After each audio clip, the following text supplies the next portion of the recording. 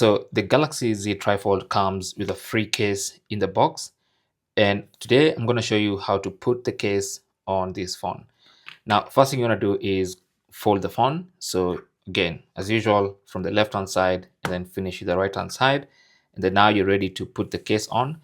All you have to do is simply align these cameras with this little hole here, just like that.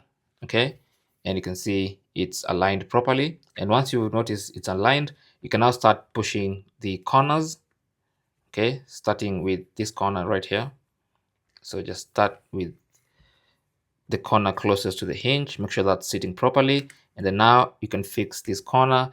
And then with that corner, as you're holding it, just turn your phone around and fix this corner. Just need to apply a bit of pressure on all four corners. So there, that's intact, that's intact, there you go, that's intact, and that's intact as well. So you just apply a bit of pressure to the corners, and that's gonna put the case in properly.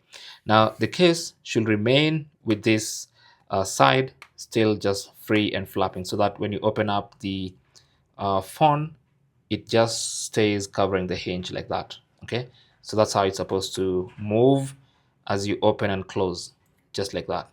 Okay, thanks for watching and good luck.